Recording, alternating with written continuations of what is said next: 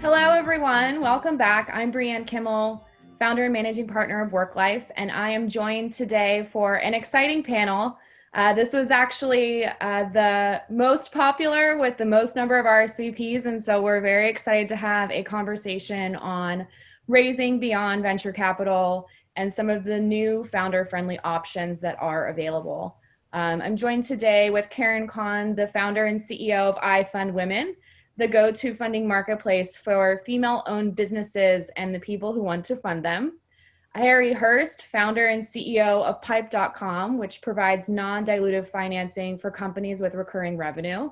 And last but not least, Koenig, the founder and CEO of Settle, which helps direct-to-consumer and CPG brands scale.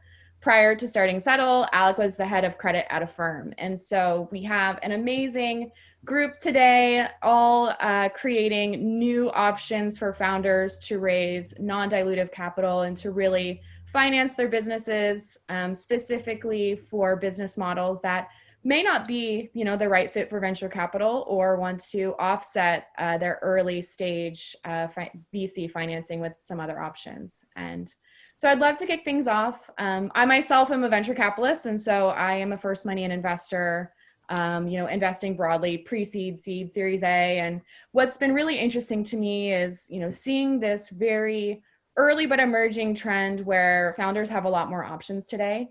Worklife is a great example of this, where prior to starting the fund and prior to seeing platforms like AngelList and Carta and new ways for angel investors to raise outside money, venture capital has historically been a little bit more of a cottage industry. We're seeing now more than ever that the venture community is increasingly distributed. We have more VCs taking pitches over Zoom. We have angel investors, that are working remotely or returning to their home country. And so there's really been a shakeup in the early stage funding ecosystem. And I'm excited to have all of you here to share your point of view and to really speak to some of the products, the products that you're building and what are the options for founders today? Because, I truly believe that the definition of founder is changing. We have individuals that are choosing to start their own businesses from their kitchen table. I think Shopify has really enabled that, where anyone can start a direct-to-consumer brand or a retail e-commerce company from home. And that's something that's especially relevant today during periods like COVID. We're also seeing more and more people have an appetite and desire to invest and back other entrepreneurs. And so I spend a lot of time in the early stage angel ecosystem. We also had public.com talk about the social investor yesterday and what it means to really align your own personal investing strategy with your passions and interests. And so I would love to just spend a little bit of time talking about how has the venture landscape changed, and quite frankly, for a number of folks on the panel, where has venture not met the needs of the individuals that you have built your platform for? Karen, I'll start with you.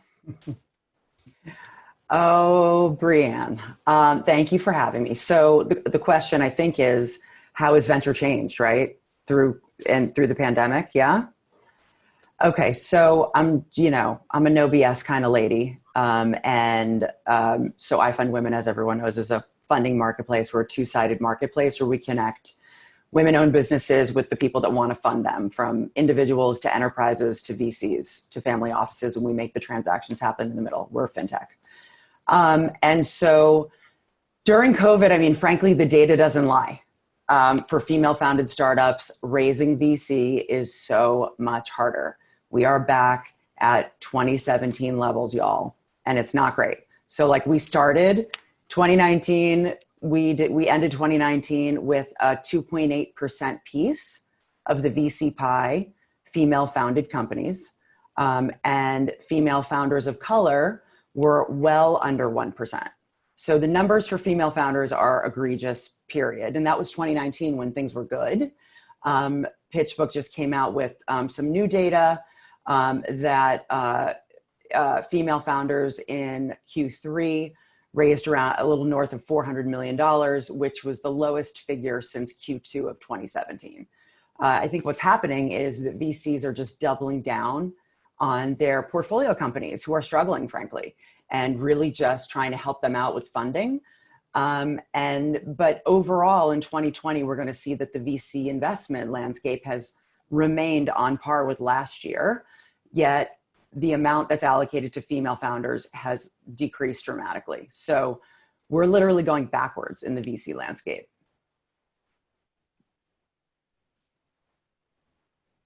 Alek, do you want to speak to, I think what's really interesting about Settle is the fact that, from a venture standpoint, there's a lot of appetite for commerce infrastructure. I think a lot of VCs are on the hunt for the next Shopify, or really looking for that next platform that will enable the next wave of retail e-commerce, direct-to-consumer brands. I think there's a lot happening right now with dark stores and cloud kitchens and things that tend to be both tech-enabled, but I think post-SoftBank now, investors are also thinking, how capital efficient can we get a lot of these business models? And so I'd love to hear a little bit more about what's the vision for Settle, and how much did the lack of VC funding for direct to consumer brands really influence your decision to start the company? Yeah, great question. Yeah, for Settle, we're definitely trying to enable the creators of the new economy, and I think everyone understands that with COVID, it's definitely shifted consumer demand more online than ever before, and I think that's here to stay. So one of the reasons we started Settle was to really help these creators not only get access to capital, mostly for working capital purposes, but also to not have to give away their company if they don't need to. If you're raising money just to make some orders or for marketing spend, that's not really ideal. It's definitely the most expensive capital that you could get. So from that perspective, hey, if we can make it easy and already embed within the workflows, then I think we'll help this new economy out and really help these creators get off the ground. But I think you're exactly right. Like VCs have definitely shifted towards these infrastructure plays just because of this big shift, and also it's easier today to start a e-commerce company than ever before. So I think that's definitely changed demand on both sides of the equation. Harry, how did you think about when starting Pipe? I feel like the vision continues to get bigger and bigger. And I think the problem that you're solving today is even much bigger from, when we first met a little over a year ago. And so how do you see SaaS and software companies, and more broadly, companies with recurring revenue, like how do you see the VC landscape changing, and to what extent has your thinking and the services that Pipe offers evolved over time? Yeah, first of all, thank you very much for having me. I appreciate it.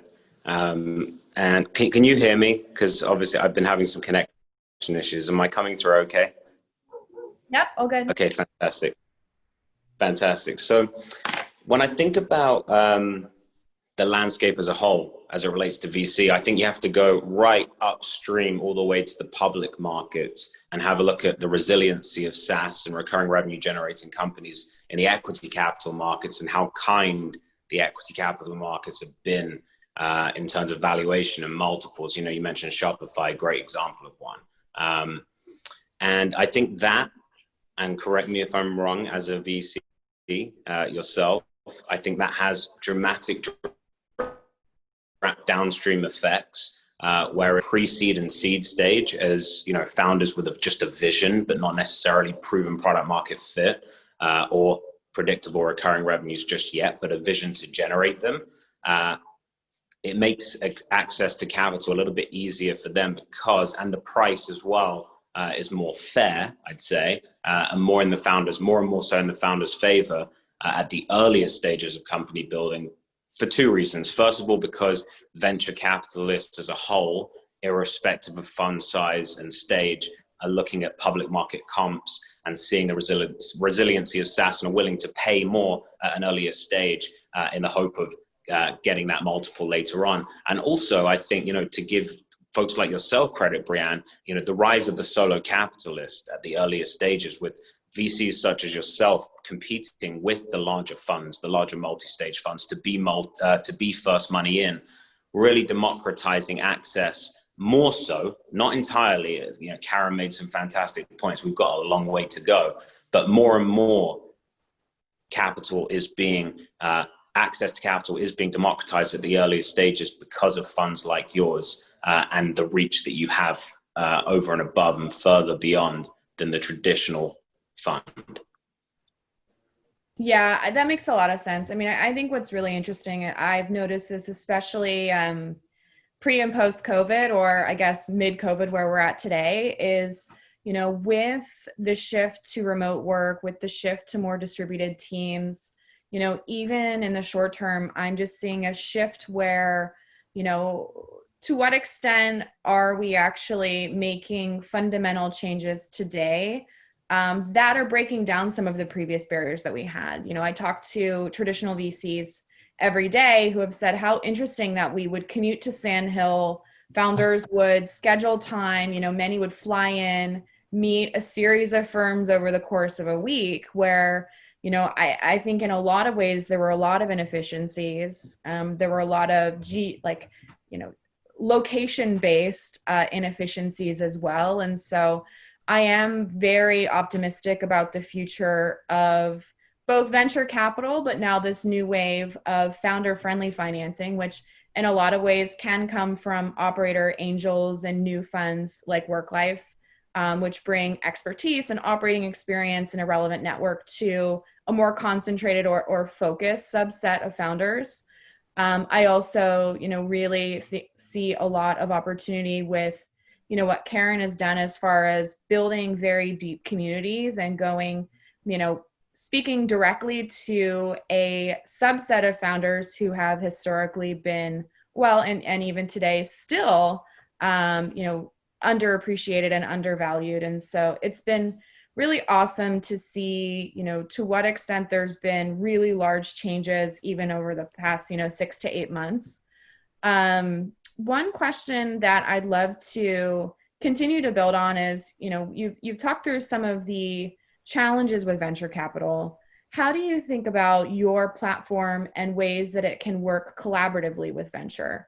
And I'll start with Harry, simply because, when I first met the Pipe team, I was very excited by the concept that, a lot of new platforms are, and even the solo capitalist model, you're not necessarily competing with venture, but you're presenting more optionality. I think in a lot of ways, the more options for founders, the better. I also think that to assume that,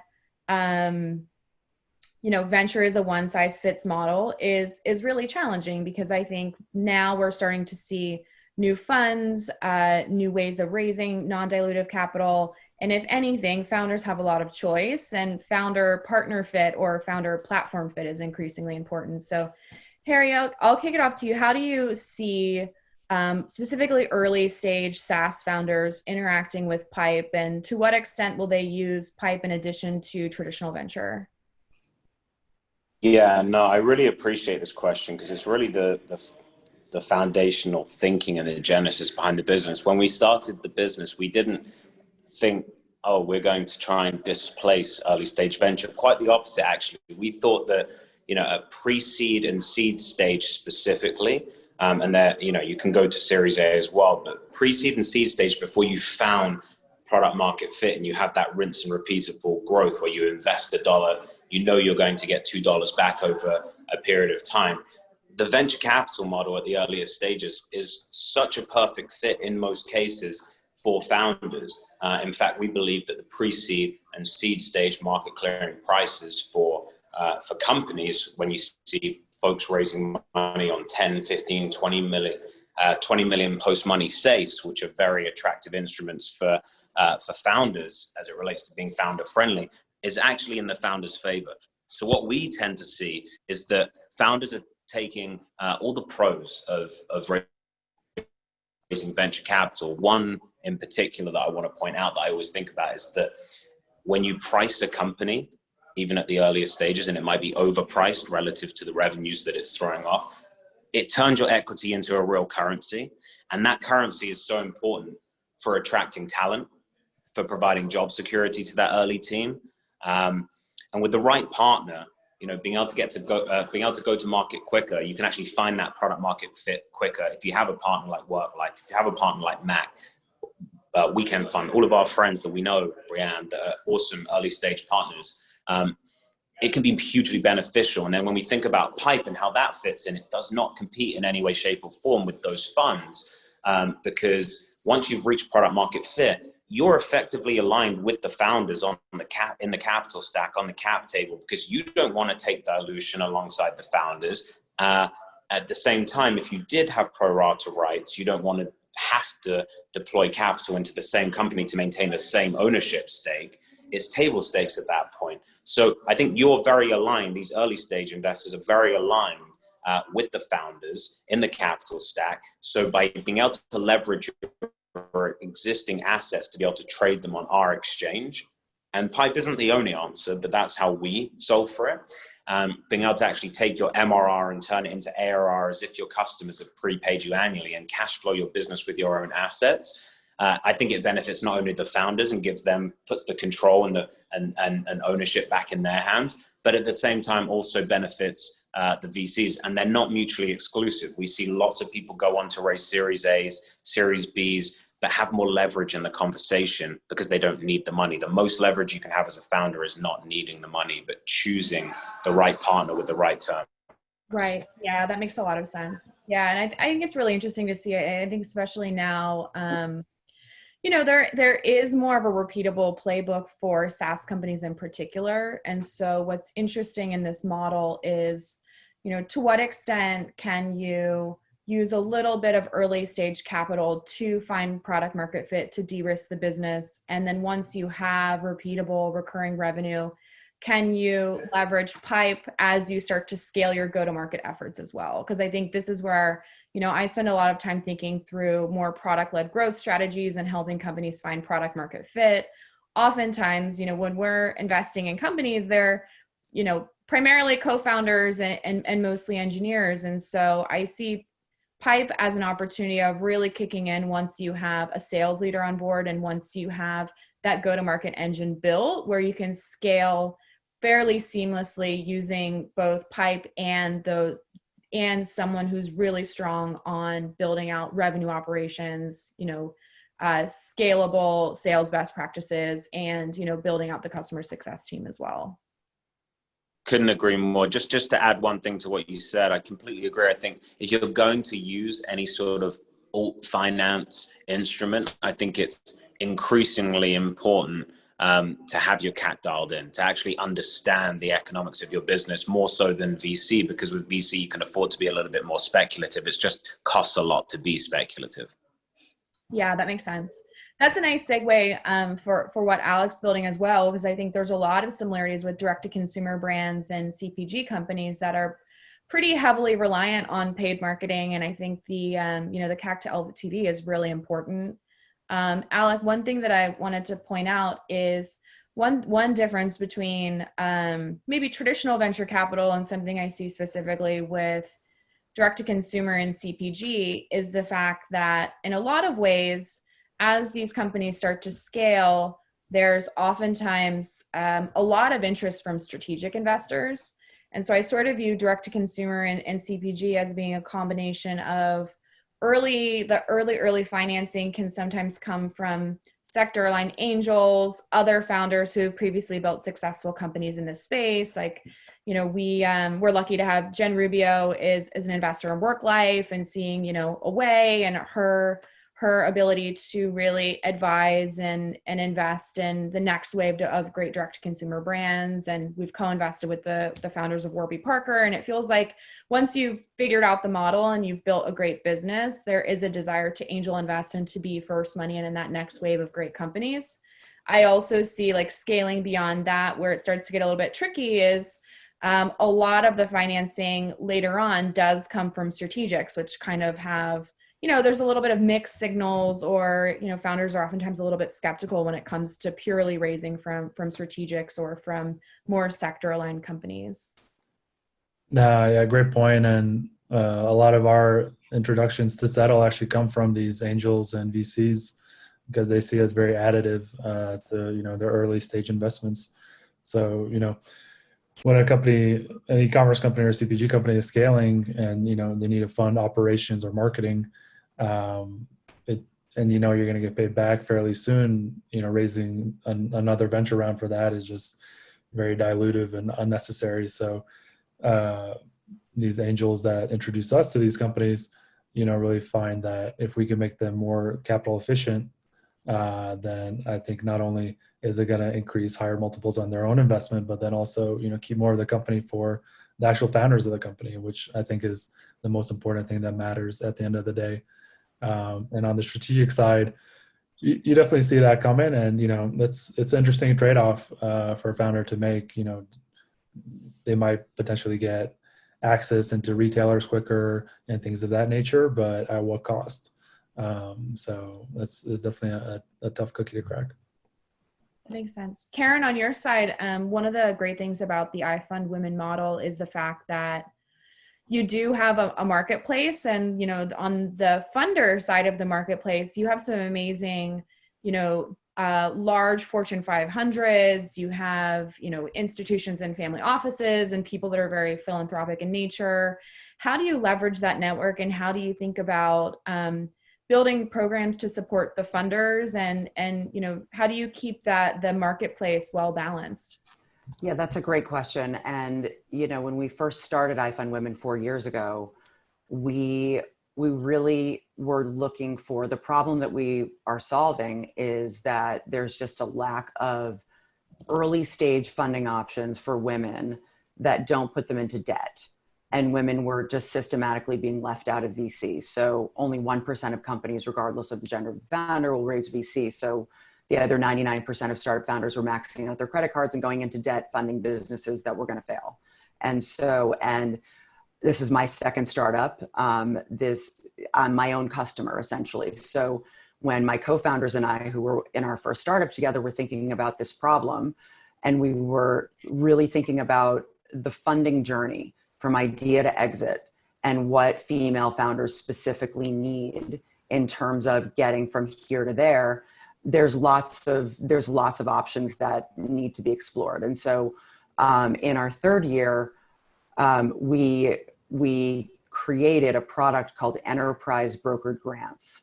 And it is another use of our fintech and our database, which is chock full of lots of PII on, we're building the largest marketplace and database of women-owned businesses globally.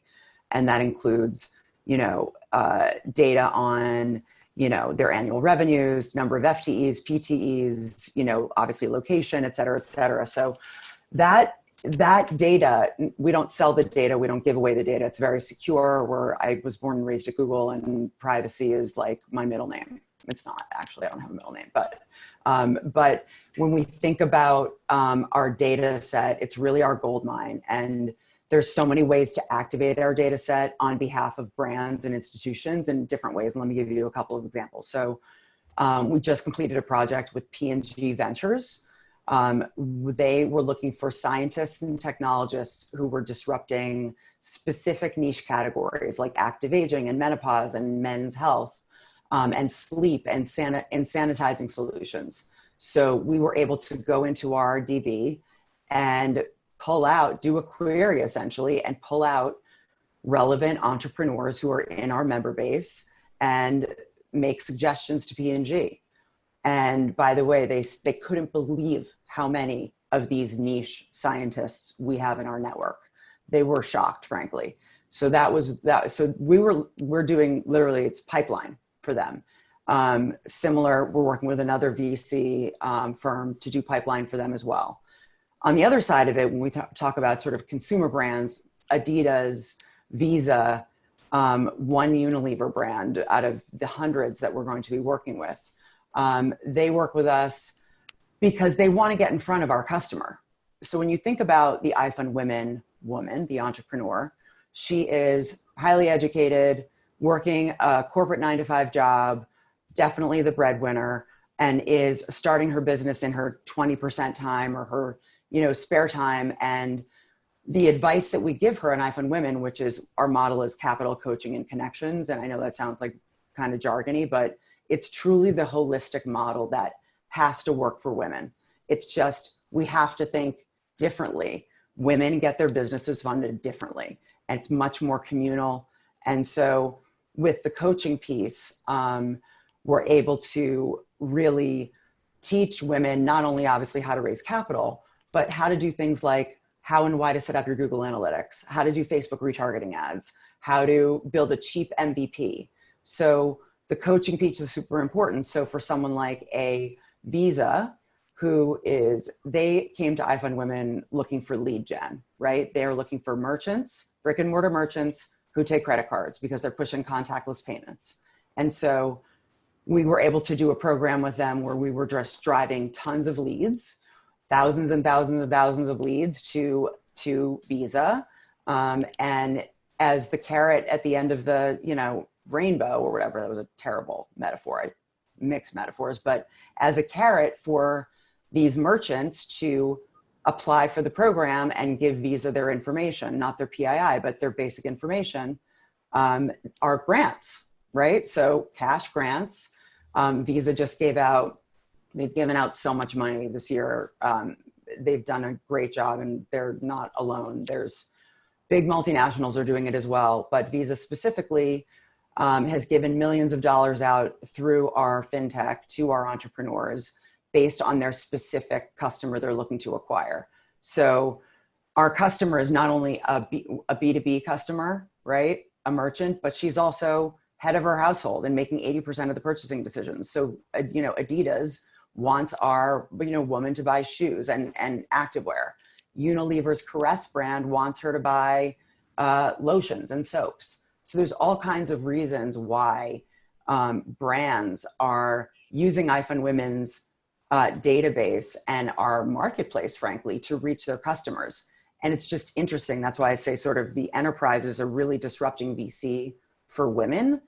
It's because we need them to. They're really stepping up. And it's been amazing to see. Yeah, that's incredible. It's been an interesting shift. I mean, I see this even at the early stage where, increasingly celebrities, people with influence, anyone with an audience are starting to raise their own VC firms, because if anything, it's bringing a diverse perspective. It's access to, it's your customer acquisition strategy. It's your funding announcement. I love what Serena Williams is doing with Serena Ventures, and I've co-invested with Mantis Capital, which is the chain smokers. And so it's awesome to see how many people are using their brand and their audience and, the kind of building on top of their existing career in sort of any industry to actually invest at the earliest stages. And so I think that's a really awesome shift that's starting to bring a much more diverse perspective to the early stage funding ecosystem. Absolutely. Well said. Switching gears a little bit. So we've talked about the importance and the increased optionality when it comes to raising your first round of funding. How do each of you think about what success looks like? Because I think in the modern context of venture, success is an IPO or it's an acquisition. And so in a lot of ways, we're now seeing new, we're seeing a lot of interest for SPACs and for other forms of, scaling into later stage and, becoming a public company. How do you think about what a successful exit or what successful outcomes look like for founders who are halfway through their journey or, not necessarily looking for that first round of funding, but more or less looking for new ways of scaling and scaling into even the public markets?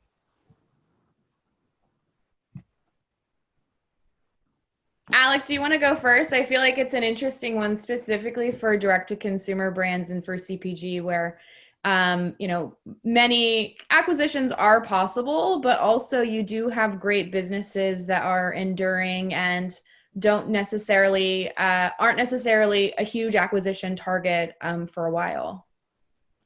Yeah, and I don't think you have to really focus on the word exit. I think these businesses, especially since they're fairly high gross margin, could just be high cash generating businesses, and I think a lot of the work can be automated. So from on the platform side, on the ordering side, and everything in between.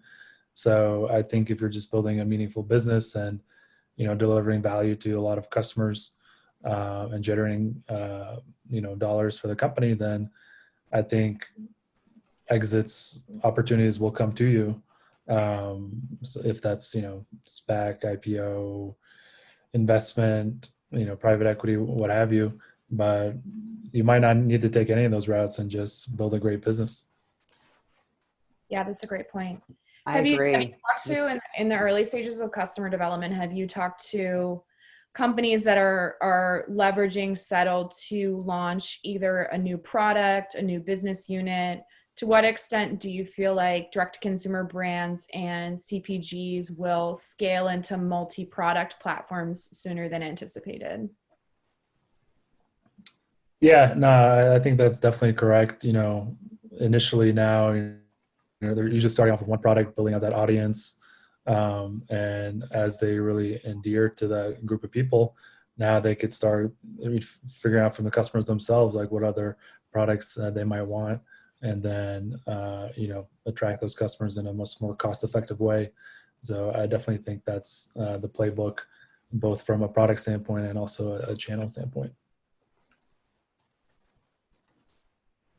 Karen, how do you think about, for IFundWomen, is there a specific, is there a minimum baseline for recurring revenue, or what are some of the metrics that you encourage women to hit to really measure and scale effectively and scale into some of these meaningful outcomes? Yeah, I mean, we at IFundWomen, we just think of the world differently. I mean, truly. We think we are a platform where our goal, our number one core KPI is funding volume, non-dilutive funding volume for women. And we are out there finding sources of capital, bringing them to the marketplace, and letting the marketplace play itself out. So we've got tons of supply and tons of demand. So it's a great time to be a part of the community.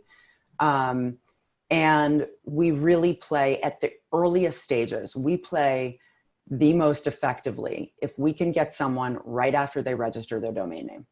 Literally, that's when I want them, because nobody teaches you how to be an entrepreneur. I grew up at Google. You would think that I know a lot of stuff about the internet. I could run your AdWords campaign for you if you wanted. I could tell you how YouTube works, but I absolutely had no idea how to run a business, which is why my first one failed. And so at IFundWomen, yes, we're a funding marketplace, but I'll talk about the coaching until my face is blue. The coaching around how to run a business, whether it's how to think about a subscription revenue model, how to think about monetizing, how to, again, build a cheap MVP, how to do whatever it is. The ed tech piece of our marketplace, it drives such incredible, actually it drives 27x more funding. The women who engage in the coaching, and we have a free coaching program that's super robust and a private coaching program on a subscription model. But however you engage, if you actually do the work, you will raise 27x more than the online fundraising industry average on IFundWomen. And that's on, doing your online fundraise on Facebook or doing it on Kickstarter or wherever else. You're going to raise 27x more just by learning how to fundamentally build a strong, profitable business from the go. So for us, we think about the best source of funding is revenue, period, full stop. So when founders come to us and they have this new idea and they're all excited, and we have plenty of SaaS companies, plenty of fintechs, data companies, biotech, different, obviously, they're not going to have revenue for a very long time, and that's fine. It's a different subset. But when we talk about most of the entrepreneurs that we work with, which are, whether they're B2B business services or, telemedicine or, B2C retail, whatever it is, we're teaching them the fundamentals of how to monetize immediately. That's my superpower. That's what I did at Google for many, many years, won lots of awards. I can sell anything. I monetize stairs in my first job out of college, and I'm not kidding, at the Javits Center. So for me, in running this funding platform, like my brain is always going to who are your customers and how can we sell them stuff first? And then from there, it's the lean startup model. It's test, learn, iterate, test, learn, iterate. From there on the funding journey, you're going to then, if you've proven demand, if you've done your beta testing and you've proven demand and you've got some customers and you've got some revenue, then you're in the running for all of these great grants. From there, then 32% of our alumni go on to raise traditional VC. And 20% of our alumni go on to take out traditional bank loans. And let's pretend it's not COVID. Taking out a bank loan, you have to have revenue, profit, traction, and also you're putting up your house. So we don't necessarily advise it, but there's some really good debt options out there. I think Harry can speak to them really well, but there are some great debt financing options if you have revenue. So we really focus our customers and our members from the get-go on how can we generate revenue, period.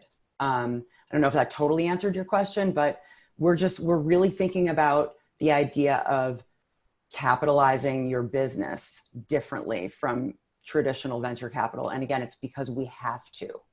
Women do not get VC dollars. It's just the way it works. Yeah, I think that you've raised a lot of really good points there. And a nice segue to Harry as well, simply because I'm thinking back to Alex Danko's piece around PIPE being an alternative to debt, and really like, what is this definition of moving beyond debt financing? And how do you think about with PIPE in particular, beyond the first round of funding, how do you envision partnering with medium to late stage software companies as they continue to scale? Because I think what's really interesting about the PIPE model is you can essentially see someone through the whole way. And so I'd love to get a sense for founders who maybe have raised some pre-seed or seed stage financing, what options and what services do you envision PIPE delivering long-term as they continue to scale?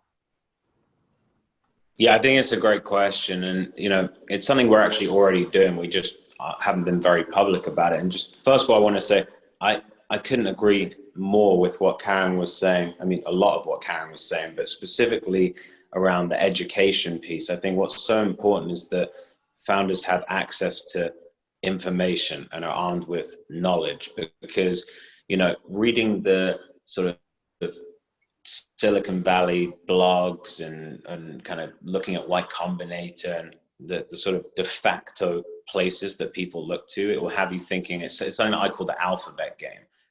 You got to raise a seed, then an A, B, C, D, E, F, G, H, I, and hopefully by the time you get to I, it's an IPO, or you've had a liquidity event along the way.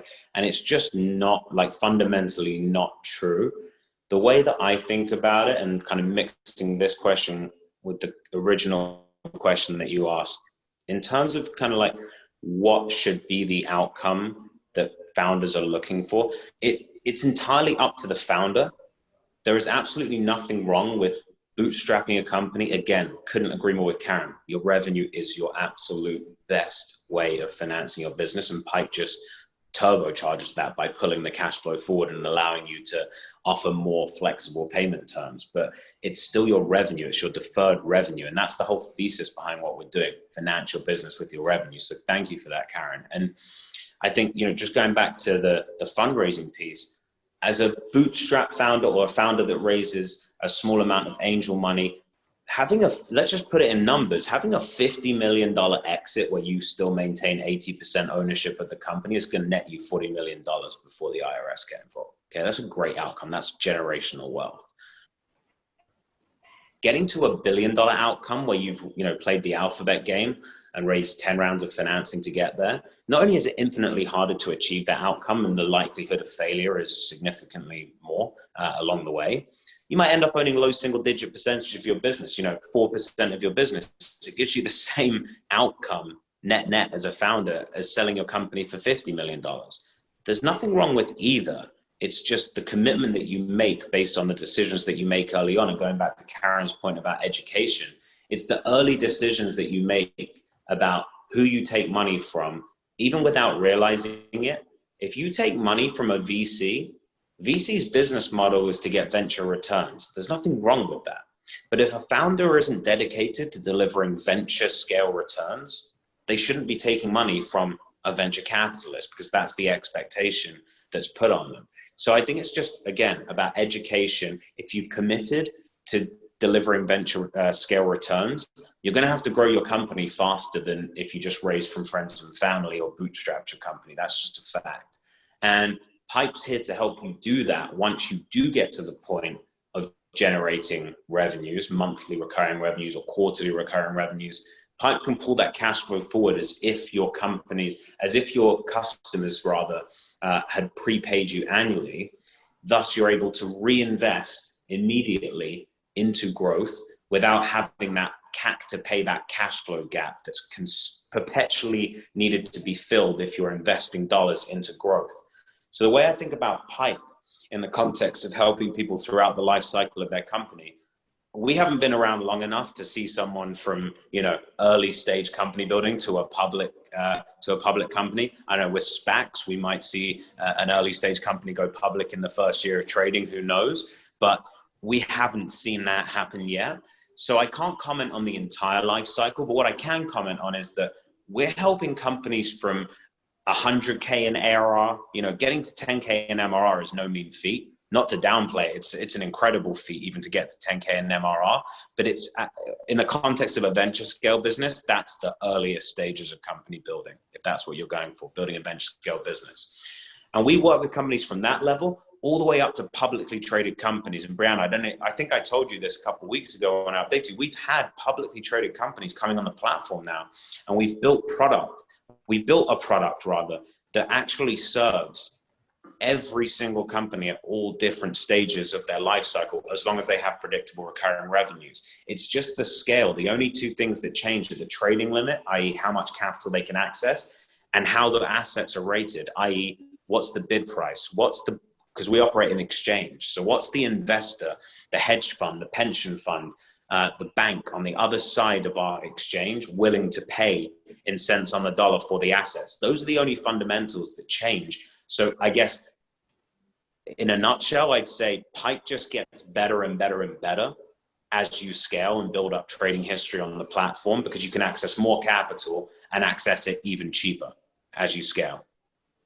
Yeah, it's awesome. Yeah, thank you. Thank you so much for all three of you sharing your perspective. And, I'm so grateful to have each one of you as part of the Worklife community. I think especially as we think about the future of venture and, how much room for growth there is, and how much, I'm a firm believer that the more new funds, the more founder-friendly financing, all of these changes that we're seeing today are going to produce much better companies, and they're going to really create an opportunity for those that, have been dreaming of building something, but we're looking for that first round of funding, or we're looking for other options to get started. I'm very excited for the amount of people that are starting new businesses. I think especially with this period of extended work from home, it seems like there's a lot of people that are really thinking about, to what extent should they finally get that dream business off the ground. And it's great to hear how all three of you are providing new financing options that are founder friendly, and, especially for you, Karen, introducing a lot of options for underserved segments as well. And so thank you so much for your time today. Thanks for everyone who stayed on, and have a great rest of the day, and we'll see you at the next event.